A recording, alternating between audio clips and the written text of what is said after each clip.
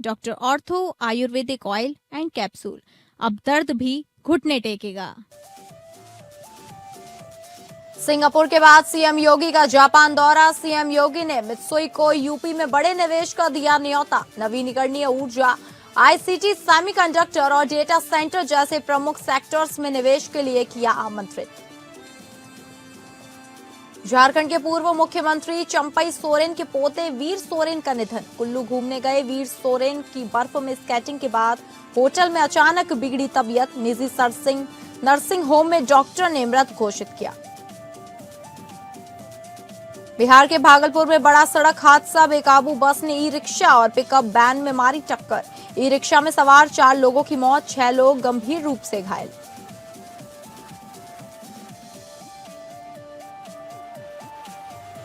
नमस्कार, आप सभी का स्वागत है स्टेट लाइव में और मैं हूं आपके साथ अंकिता सिंह। शुरुआत करेंगे स्टेट लाइव की उत्तर प्रदेश की खबरों से, जहां उत्तर प्रदेश को भविष्य की अर्थव्यवस्था का केंद्र बनाने के संकल्प के साथ मुख्यमंत्री योगी आदित्यनाथ ने जापान दौरे के पहले दिन राजधानी टोक्यो पहुंचने के बाद जापान की अग्रणी वैश्विक ट्रेडिंग एवं निवेश कंपनी मित्सुई एंड कंपनी ली के मैनेजिंग ऑफिसर और चीफ ऑपरेटिंग ऑफिसर काजुकी शिमिजू से मुलाकात कर यूपी में परिवर्तनकारी निवेश अवसरों को तलाशने का औपचारिक आमंत्रित किया।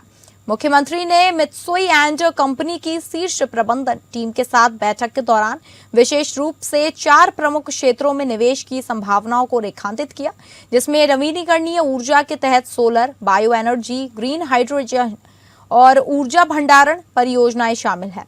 वहीं आईसीटी के तहत IT park, electronics manufacturing, digital services और स्टार्टअप इकोसिस्टम में निवेश पर चर्चा हुई। तीसरा सेक्टर सेमीकंडक्टर का रहा, जिसमें चिप निर्माण और इलेक्ट्रॉनिक्स वैल्यू चेन के विस्तार पर विमर्श किया गया। चौथा सेक्टर डेटा सेंटर रहा, जिसमें hyper scale data centre, cloud infrastructure और डिजिटल कनेक्टिविटी हब जैसे क्षेत्रों में निवेश को लेकर गहन चर्चा की गई। मुख्यमंत्री ने मित्सुई प्रबंधन को दीर्घकालिक साझेदारी के लिए आमंत्रित करते हुए कहा कि उत्तर प्रदेश भारत जापान आर्थिक सहयोग को जमीनी स्तर पर मजबूत करने के लिए पूरी तरह प्रतिबद्ध है। मुख्यमंत्री ने कहा कि उत्तर प्रदेश देश का सबसे बड़ा उपभोक्ता बाजार होने के साथ साथ उत्कृष्ट connectivity, dedicated freight corridor, expressway network और तेजी से विकसित हो रहे औद्योगिक क्लस्टर्स के कारण निवेशकों के लिए अत्यंत अनुकूल वातावरण प्रदान करता है। सीएम योगी ने राज्य सरकार की उद्योग समर्थक नीतियों, सिंगल विंडो क्लियरेंस सिस्टम और समयबद्ध स्वीकृति प्रक्रिया का उल्लेख करते हुए भरोसा दिलाया कि उत्तर प्रदेश निवेशकों को सुरक्षित, पारदर्शी और परिणामोन्मुख वातावरण उपलब्ध कराता है।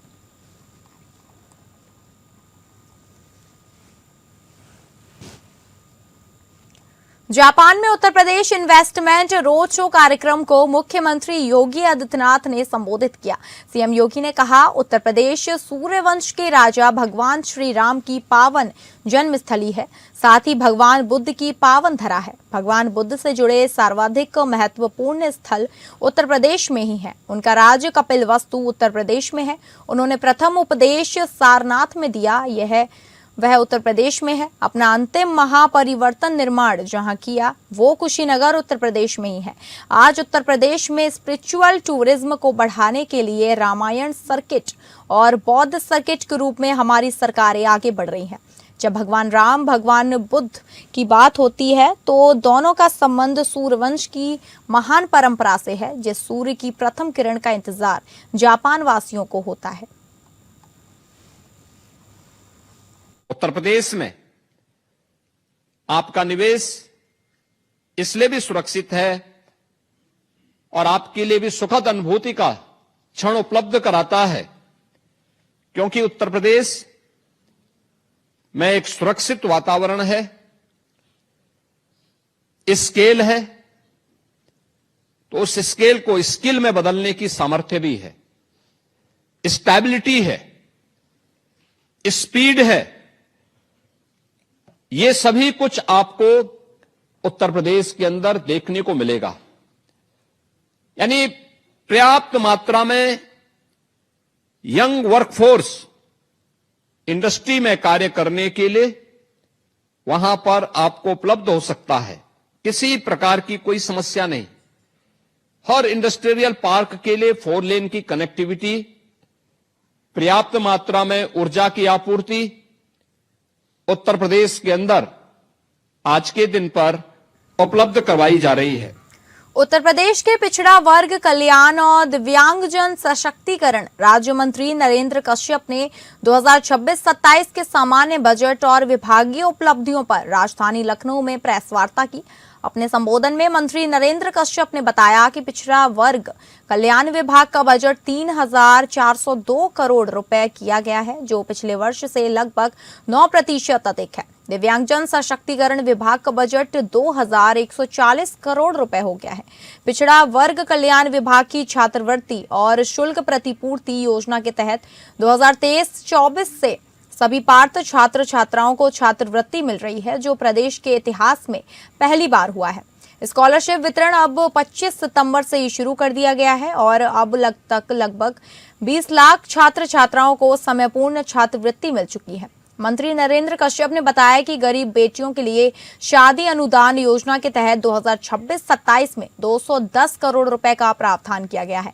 आय सीमा को 1 लाख रुपए वार्षिक आय तक बढ़ा दिया गया है। प्रदेश के 102 पिछड़ा वर्ग छात्रावासों के रखरखाव के लिए पहली बार 5 करोड़ रुपए का बजट प्रावधान किया गया है। CCC एवं O लेवल कंप्यूटर प्रशिक्षण योजना के लिए भी बजट रखा गया है। दिव्यांगजन पेंशन राशि 1,000 रुपए प्रतिमाह से बढ़ाकर 1,500 रुपए प्रतिमाह की जाएगी। पेंशन पद में 1,400 करोड़ रुपए से अधिक की व्यवस्था की गई है। साथ ही सभी 18 मंडलों में दिव्यांगजन पुनर्वास केंद्र स्थापित करने का निर्णय लिया गया है, जिसके लिए 7 करोड़ रुपए का बजट प्रावधान है। अब उन्होंने इस साल के बजट में भी 210 करोड़ रुपए की धनराशि गरीब पिछड़े वर्ग की बच्चियों की शादी के अनुदान के लिए दी है। इसमें एक और बहुत बड़ा बदलाव हुआ है, जो मुझे आपके माध्यम से कहना है कि पहले ओबीसी गरीब बच्चियों की शादी अनुदान उन्हीं को दिया जाता था जिन लड़कियों के परिवारजनों की आय बीपीएल कैटेगरी की थी। गांवों में 46,000, शहरों में 56,000। पहले आय सीमा बीपीएल कैटेगरी तक सीमित थी। हमने मुख्यमंत्री जी को बताया कि बदलते हुए परिवेश में महंगाई भी बढ़ रही है, हमको आय सीमा को बढ़ाने पे विचार करना चाहिए। गाजियाबाद के ट्रॉनिका सिटी क्षेत्र से बेहद चिंताजनक खबर सामने आई है। पचायरा गांव में 2 दिनों के भीतर 13 मोर के शव मिलने से हड़कंप मच गया है। अब पोस्टमार्टम रिपोर्ट में बड़ा खुलासा हुआ है। ट्रॉनिका सिटी थाना क्षेत्र के पचायरा गांव में मिले 10 मोरों के शवों की पोस्टमार्टम रिपोर्ट में जहर की पुष्टि हुई है। रिपोर्ट के मुताबिक कीटनाशक युक्त दाना खाने से मोरों की मौत हुई। घटना के बाद वन विभाग ने सभी शवों को पोस्टमार्टम के लिए भेजा था, जहां जांच में स्पष्ट हुआ कि जहरीली पदार्थ के सेवन से उनकी जान गई। मामले की गंभीरता को देखते हुए वन विभाग की टीम गांव में लगातार कैंप कर रही है। ग्रामीणों के सहयोग से आसपास के इलाकों में मौजूद मोरों को पकड़कर उनकी जांच कराई जा रही है। पशु चिकित्सकों के द्वारा एहतियातन इंजेक्शन लगाए जा रहे हैं ताकि अन्य मोरों की जान बचाई जा सके और उन्हें किसी भी तरह के कीटनाशक से होने वाले नुकसान से सुरक्षित रखा जा सके। खेतों में कीटनाशकों के इस्तेमाल को लेकर जागरूक भी किया जा रहा है। राष्ट्रीय पक्षी मोर की मौत से गांव में शोक और आक्रोश का माहौल है। अब सवाल यह है कि खेतों में कीटनाशकों के उपयोग पर निगरानी कैसे बढ़ाई जाए ताकि ऐसी घटनाएं दोबारा ना हो। फिलहाल वन विभाग मामले की जांच में जुटा है। जिला गाजियाबाद के गांव पचारा में लगातार राष्ट्रीय पक्षी मोरों का मरना क्या कोई आम समस्या है या किसी उद्देश्य के तहत इनको मारा जा रहा है? कहीं मिले, मैं आपको लाइव तस्वीरें दिखा दूं। देखिए किस तरह से जो गांव के लोग हैं, गांव के प्रधान जी हैं, इन जिस तरह से जो बीमार पक्षी हैं उनको पकड़ते हैं, डॉक्टर साहब को बुलवाते हैं और इंजेक्शन लगवाते हैं। हालांकि यह तमाम ग्रामीण खड़े हुए हैं और ग्रामीण सिर्फ इसीलिए लगे हुए हैं कि इन पक्षियों को कैसे भी जीवन दान दिया जा सके। लेकिन आखिर वो वजह क्या है कि किस तरह से क्यों आखिर लगातार एकदम से पक्षियों का मरने का जो सिलसिला है वो लगातार जारी है? वजह तो ये हो सकती है जी, या तो किसी ने इसमें दाने में कुछ ने नशे की दवाई खिला दी है, या कुछ और भी हो सकती है, कई वजह हो सकती है इसमें। सर अभी तो पुलिस प्रशासन भी कल भी आया था और आज भी, और वन विभाग की पूरी टीम कल भी आई थी और आज भी आई है, और डॉक्टर वगैरह भी आ ही रहे हैं। जैसे ही हम बता रहे हैं मोर यहाँ पे तो टीम आ रही है वन विभाग की भी, और डॉक्टर भी इंजेक्शन वगैरह दवाई दे रहे हैं, और फिर भी मोर नहीं बच पा रहे हैं क्योंकि दवाई भी दे के नहीं बच पा रहे। अभी तक पता नहीं लग पा रहा है कौन सा इन्होंने जहर खा रखा है या क्या खाया है, कहाँ पे खाया है, क्योंकि कल भी 12-13 कल मिले थे, 2 सुबह मिले थे, एक उनमें चिड़िया थी और एक अब मिला है। अभी विभाग की टीम का ये कहना है कि इन मोरों ने क्या खाया है, कौन सा ऐसा दाना जहरीला खाया है, उसका हम पता लगा रहे हैं। जो लैब है उस लैब में हम जाकर इसको टेस्ट करेंगे। हालांकि एक डॉक्टर यहाँ नियुक्त किया गया है, बाकायदा वो डॉक्टर गांव वालों के बुलावे पे तुरंत आते हैं, उनको जो इस तरह के बीमार पक्षी मिलते हैं उनको इंजेक्शन भी देते हैं। लेकिन अभी तक 48 घंटों में भी शासन और प्रशासन इनके पीछे की जो बीमारी है, इनके पीछे की वजह है, उस वजह का अब तक भी पता नहीं लगा पाया। एपीएन न्यूज़ के लिए मैं राजीव मिश्रा, गाजियाबाद। अब बात करेंगे झारखंड की खबरों की, जहां झारखंड के पूर्व मुख्यमंत्री चंपई सोरेन के 19 वर्षीय पोते वीर सोरेन का हिमाचल प्रदेश के कुल्लू में निधन हो गया है। जानकारी के मुताबिक वीर वहीं से अपनी पढ़ाई पूरी कर रहे थे। इस क्रम में प्रारंभिक जानकारी के अनुसार वीर कुल्लू के बर्फ में जब स्केटिंग के बाद एक होटल में लौटे तो एकाएक उनकी तबीयत अचानक बिगड़ गई, जिसके बाद उन्हें पास के ही एक निजी नर्सिंग होम में भर्ती कराया गया, जहां डॉक्टरों ने उनकी जांच शुरू करते ही उन्हें मृत घोषित कर दिया। हालांकि अब तक उनकी मौत किस कारण हुई इसकी कोई आधिकारिक पुष्टि नहीं हो सकी है। उधर इस घटना से पूर्व मुख्यमंत्री चंपई सोरेन गहरे सदमे में है और अपने पुत्रों के साथ मंगलवार देर रात ही रांची से हवाई मार्ग द्वारा दिल्ली के लिए रवाना हो गए, जहां से वे कुल्लू पहुंचे। इसके साथ ही चंपई सोरेन के पैतृक गांव में चल रहे सभी पारंपरिक कार्यक्रमों को स्थगित कर दिया गया। इस वक्त चंपई सोरेन के पैतृक गांव झिलिंगगोड़ा में शोक व्याप्त है। बता दें कि वीर सोरेन चंपई सोरेन के बेटे बाबूलाल सोरेन के बेटे हैं। बाबूलाल सोरेन पिछले वर्ष जमशेदपुर से विधानसभा उपचुनाव में भाजपा उम्मीदवार के तौर पर खड़े हुए थे।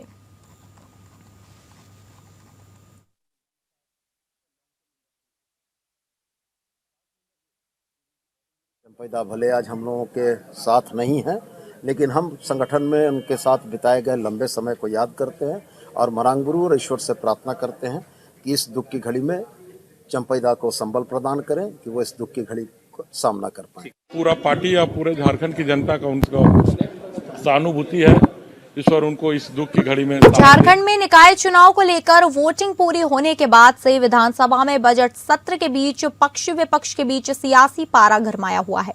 एक तरफ विपक्षी दल भाजपा ये दावा कर रही है कि साजिश के तहत चुनाव जीतने के लिए बूथों में मतदाताओं के नाम की हेर फेर कर वोटिंग डालने से रोका गया है, तो वहीं विपक्ष के आरोपों पर मंत्री सुदिव्य कुमार सोनू ने जवाब देते हुए किसी भी तरह की गड़बड़ी से इंकार किया है।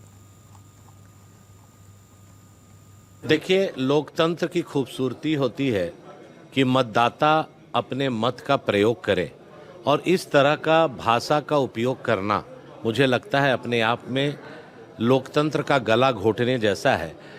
लोग मतदान करते हैं और अभी उनको धैर्य रखना चाहिए। 27 तारीख को काउंटिंग स्टार्ट होगा। इतना ही अगर निर्भीक थे तो सिंबल क्यों हटा दिया? दुनिया के विकसित देश जो तकनीक में हम लोगों से वर्षों आगे हैं, चाहे वो यूएस हो, चाहे वो फ्रांस हो, वहाँ पर आज भी देश की सरकारें बैलेट पेपर के माध्यम से चुनी जाती हैं। झारखंड की सरकार ने निकाय चुनाव में बैलेट के प्रयोग की अनुमति प्रदान की। भारतीय जनता पार्टी के लोगों को उस बैलेट के चुनाव में बूथों पर धांधली और बूथ कब्जे की शिकायत के अंदेशे मिले। बोकारो पुलिस का अमानवीय चेहरा सामने आया है। पूर्व पार्षद रमाशंकर सिंह की पुलिस में बेरहम तरीके से पिटाई कर दी, जिस कारण वह बिना सहारे के चल भी नहीं पा रहा था। थाने में मिलने गए उसके एक समर्थक को भी पुलिस ने दौड़ा कर पीटा, 23 फरवरी को मतदान के दिन चास थाना क्षेत्र के वार्ड 32 के मतदान केंद्र में मतदान के दौरान गलत तरीके से वोटिंग करने का पार्षद प्रत्याशी रेखा देवी के पति पूर्व पार्षद रामशंकर ने विरोध किया था। इसी दौरान पुलिस से नोकझोंक हुई। इस दिन नोकझोंक में एसडीपीओ चास प्रवीण कुमार सिंह घायल हुए थे। उनके घायल होने के बाद पुलिस ने पूर्व पार्षद रमाशंकर सिंह को हिरासत में लिया और हिरासत में रमाशंकर की बर्बरता पूर्वक पिटाई कर दी। रमाशंकर को न्यायालय में पेश किया गया तो वह खुद चलने में असमर्थ नजर आए। इस बर्बरता का वीडियो सामने आने के बाद बोकारो की कांग्रेस विधायक श्वेता सिंह ने पुलिस प्रशासन की कार्यशैली पर कार्रवाई उठाया और कहा कि एक जनसेवक को इस तरह से पिटाई करना निंदनीय है। इस मामले को विधानसभा में उठाने का काम करेंगे। उन्होंने कहा कि कुछ दिन पूर्व एक अपराधी को पुलिस ने गिरफ्तार किया है और दामाद की तरह जनता के बीच पेश किया और एक जनसेवक जिसमें 10 साल तक अपने वार्ड की सेवा की, उसके साथ अपराधियों जैसा सलूक किया गया। घटना हुई थी, मैं निंदा करती हूं। जांच कर दोषी पर कार्रवाई होनी चाहिए, लेकिन इस तरह की पिटाई कहीं से भी मानवता के लिए ठीक नहीं है। वहीं घटना के दिन थाने में मिलने गए सरदार कॉलोनी निवासी सोनू कुमार को पुलिस ने दौड़ा कर पीटने का काम किया। उसके शरीर में कई जगह जख्म के निशान हैं। सोनू का कहना है कि जब मैं उनसे मिलने गया तो पुलिस ने मुझे दौड़ा कर पीटा। वहीं पार्षद की उम्मीदवार रेखा देवी ने कहा कि आज जब न्यायालय में उन्हें देखा तो लगा कि उनके साथ बहुत गलत हुआ। वह खुद से चल नहीं पा रहे हैं, सहारा देकर उन्हें जेल भेजा जा रहा है। विरोध सिर्फ वोटिंग में हो रहे गलत काम का हो रहा था, लेकिन पुलिस में एक तरफा कार्रवाई की और मुझे भी पीटने का काम किया। उसी का मेरे पति ने विरोध किया था। पूरा चोटाहिल कर दिया गया। उन लोग जो गलती किया उनको सजा नहीं मिला, गलती नहीं किया उनको सजा क्यों नहीं मिला? वही रामा भैया को जब वो लोग उठा के ले गए ना तो हम मिलने गए, तो हम बोले रामा भैया से मिलने दीजिए सिर्फ, तो वही मिलने के लिए बोले तो दौड़ा के मारने लगा। कौन मारा? वही थाना वाला, चास थाना। जो भी वाद विवाद हुआ, बात मैं मानती हूँ कि चीजें गलत हुई, वहां पे बहुत सारा माहौल खराब हो गया, लेकिन जिस तरीके से रामाशंकर जी जो वहां के जन सेवक रहे, 10 साल तक वहां के लोगों को सेवा किया है, आज उनका वीडियो मेरे पास आया है। वीडियो उसको आप लोग देखिए, कितनी बुरी तरीके से उनको मारा गया है। वो आदमी चल नहीं पा रहा है। नगर निकाय चुनाव 2026 के मतदान के बाद अब सबकी नजरें 27 फरवरी की मतगणना पर टिकी हैं। चास नगर निगम और फुसरो नगर परिषद की मतपेटियों को चास बाजार समिति परिसर स्थित स्ट्रांग रूम में सुरक्षित रखा गया है, जहां त्रिस्तरीय सुरक्षा व्यवस्था लागू है। स्ट्रांग रूम का जायजा लेने पहुंचे अजयनाथ झा और हरविंदर सिंह ने सुरक्षा इंतजामों की समीक्षा की। अधिकारियों ने स्पष्ट किया कि एंट्री और एग्जिट पॉइंट पर कड़ी निगरानी रहेगी और बिना अनुमति किसी की भी एंट्री नहीं होगी। मतगणना के लिए चास में 28 और फुसरो में 18 टेबल लगाए गए हैं। पूरी प्रक्रिया 5 राउंड में पूरी की जाएगी। प्रशासन का दावा है कि पारदर्शिता और सुव्यवस्था के साथ मतगणना कराई जाएगी, ताकि परिणाम निष्पक्ष और शांतिपूर्ण माहौल में घोषित किए जा सके। चतरा में क्रैश हुए रेड बर्ड के BE C-90 विमान में ना तो कॉकपिट वॉइस रिकॉर्डर यानी कि CVR था और ना ही फ्लाइट डेटा रिकॉर्डर यानी FDR। नियमों के अनुसार कम वजन वाले इस विमान में इन उपकरणों की अनिवार्यता नहीं थी। झारखंड के चतरा जिले में सिमरिया के कासियातू जंगल में सोमवार यानी कि 23 फरवरी को एक एयर एम्बुलेंस रांची से दिल्ली जा रहा विमान दुर्घटनाग्रस्त हो गया, जिसमें सवार सभी 7 लोगों की मौत हो गई। मामले से जुड़े अधिकारियों ने बताया कि संबंधित एयर एम्बुलेंस में ब्लैक बॉक्स नहीं था, जिससे हादसे के वास्तविक कारणों की जांच में तकनीकी चुनौतियां आ सकती हैं। विशेषज्ञों का कहना है कि अब एयर ट्रैफिक कंट्रोल से हुई बातचीत के रिकॉर्ड, दुर्घटना स्थल से मिले मलबे का वैज्ञानिक विश्लेषण तथा प्रत्यक्षदर्शियों के बयान के आधार पर ही दुर्घटना के कारणों की पड़ताल की जाएगी। जांच एजेंसियां सभी पहलुओं पर गंभीरता से जांच में जुटी हैं, ताकि यह स्पष्ट हो सके कि हादसा तकनीकी खराबी, मौसम की प्रतिकूलता या फिर किसी अन्य कारण से हुआ।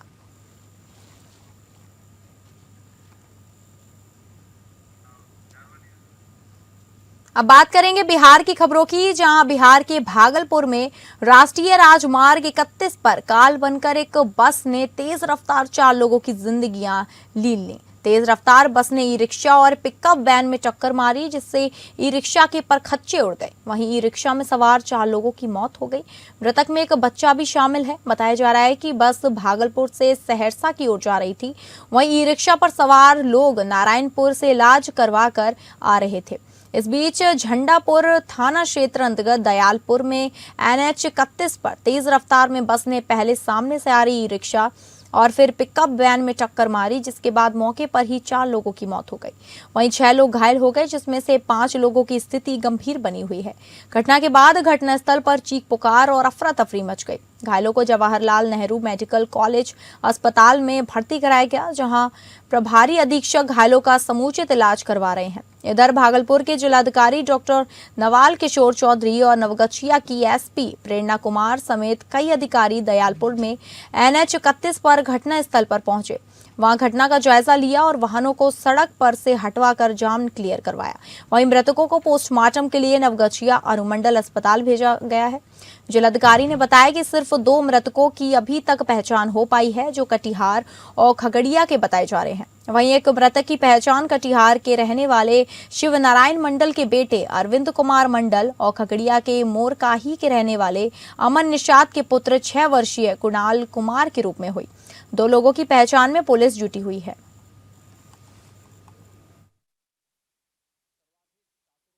हम लोग को झंडापुर थाना को सूचना मिली थी कि एक प्राइवेट बस और 2 छोटे वाहन ऑटो की आपस में टक्कर हो गई है, तो तुरंत ही थाना वहां पहुंचा था। उसके बाद घटना की गंभीरता को देखते हुए आसपास के थाने भी पहुंचे, मैं स्वयं पहुंची, SDPO पहुंचे, DSP ट्रैफिक पहुंचे, DM साहब भी आए हुए हैं। तो हम लोगों ने देखा है तो प्रथम दृष्टया लग रहा है कि तेज स्पीड में बस के द्वारा जो है छोटे वाहन को हिट किया गया है। और इसमें अभी तक जो हम लोग को पुष्टि हुई है कि 4 लोगों की मृत्यु हो गई है और बाकी जो लोग हैं उन लोगों को बेहतर इलाज हेतु भागलपुर रेफर किया गया है। तुरंत ही थाना पहुंचा था, रिस्पांस टाइम अच्छा था, सभी को अविलंब नियरेस्ट हॉस्पिटल पहुंचाया गया था और आगे की जो कानूनी प्रक्रिया है उसको हम लोग करवाएंगे। FIR करके आगे जो ड्राइवर है और जो बस के ओनर है उनकी हम लोग पहचान करेंगे और विधिवत जो भी आगे की प्रक्रिया है उसको हम लोग करवाएंगे। टोटो में कितने लोग सवार थे? देखिए अभी इसकी पुष्टि नहीं हो पा रही है कि कितने लोग किस व्हीकल में थे, उसकी हम लोग अभी पहले तो हम लोग जितने भी लोग हैं उनकी पहचान कर रहे हैं। भागलपुर जिलाधिकारी नवल किशोर चौधरी ने बाईपास थाना क्षेत्र अंतर्गत जगदीशपुर प्रखंड की बैजानी गांव पंचायत का दौरा कर विभिन्न विकास योजनाओं का स्थलीय निरीक्षण किया। निरीक्षण के दौरान उन्होंने तालाब के किनारे बने सीढ़ी निर्माण कार्य, उच्च विद्यालय परिसर तथा अन्य संचालित योजनाओं की प्रगति का जायजा लिया। जिलाधिकारी ने निर्माण कार्यों की गुणवत्ता, उपयोगिता और समयबद्धता पर विशेष जोर देते हुए साथ चल रहे अधिकारियों को आवश्यक दिशा निर्देश दिए। उन्होंने स्पष्ट कहा कि योजनाओं का लाभ आम जनता तक पारदर्शी और प्रभावी तरीके से पहुंचाना चाहिए। कार्यस्थल पर मौजूद संबंधित विभागों के पदाधिकारियों को उन्होंने निर्माण में तेजी लाने तथा मानकों का पूर्ण अनुपालन सुनिश्चित करने को कहा। निरीक्षण के उपरांत नवनिर्मित पंचायत सरकार भवन में जिलाधिकारी ने विभिन्न विभागों के अधिकारियों के साथ गोपनीय बैठक की और इस बैठक में क्षेत्र में चल रही विकास योजनाओं की समीक्षा की गई और आगामी कार्यक्रमों को लेकर रणनीति पर चर्चा हुई। सूत्रों के अनुसार मुख्यमंत्री की प्रस्तावित समृद्धि यात्रा के तहत बैजानी में संभावित कार्यक्रम को लेकर प्रशासनिक स्तर पर तैयारियां तेज कर दी गई हैं। पंचायत में इन दोनों अधिकारियों को लगातार आना जाना बना हुआ है। विकास कार्यों को धरातल पर तेज गति से आगे बढ़ाया जा रहा है, जिससे ग्रामीणों में भी उत्साह का माहौल है। स्थानीय लोगों को उम्मीद है कि उच्च स्तरीय निरीक्षण और प्रशासनिक सक्रियता से क्षेत्र में आधारभूत संरचनाओं का और सुदृढ़ विकास होगा।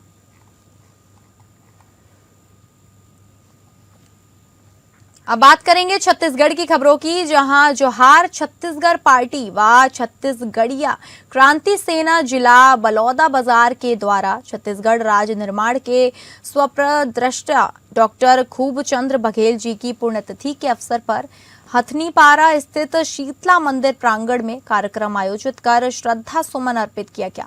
इस अवसर पर डॉक्टर खूबचंद बघेल के छायाचित्र पर माल्यार्पण कर छत्तीसगढ़ महतारी की आरती किया गया। छत्तीसगढ़ राज्य निर्माण के लिए डॉक्टर साहब के योगदान व संघर्ष को याद कर उनके सपनों के अनुरूप छत्तीसगढ़ राज्य को बनाने, छत्तीसगढ़ियों को उनके हक, अधिकार व सम्मान के लिए संगठन लगातार काम करते रहेगा। यह संकल्प लिया गया।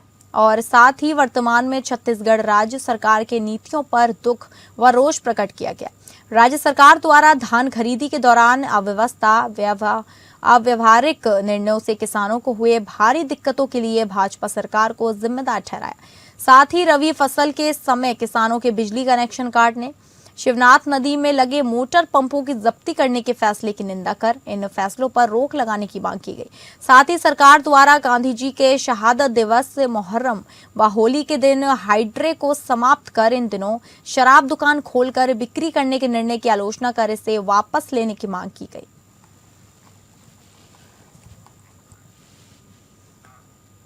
रायगढ़ जिले में नशा मुक्ति अभियान के तहत जिला प्रशासन ने स्वापक एवं मन प्रभावी औषधियों की अवैध बिक्री पर रोक लगाने के लिए व्यापक जांच अभियान चलाया। यह कार्रवाई भारत सरकार और छत्तीसगढ़ शासन द्वारा संचालित नशा मुक्ति अभियान के अंतर्गत की गई।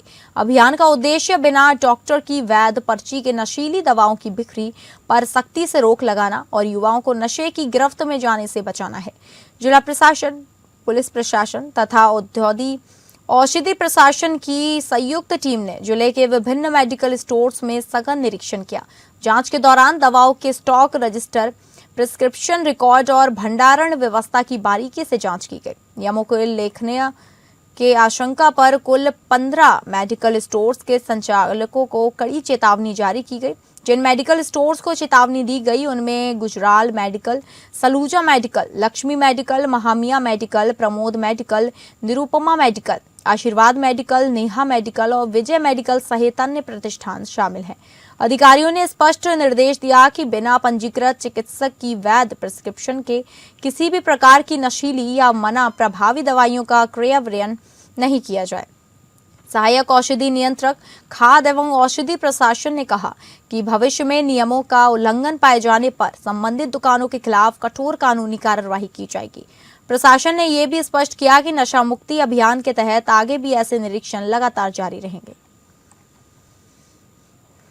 पुलिस प्रशासन, जिला प्रशासन और औषधि प्रशासन की संयुक्त टीम के नेतृत्व में मतलब एक नशीली दवाओं के संबंध में सरप्राइज इंस्पेक्शन किया जा रहा है ताकि ये पता चल सके कि यहाँ पर उसका प्रॉपर मेंटेनेंस है कि नहीं, बिना प्रिस्क्रिप्शन के मतलब कोई दवा तो नहीं दे रहा है। तो इसके लिए हमने टेस्ट परचेस भी करवाया।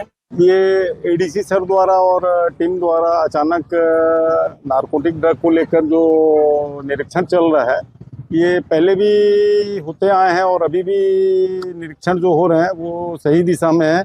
तो फिलहाल स्टेट लाइव में बस इतना ही। नमस्कार।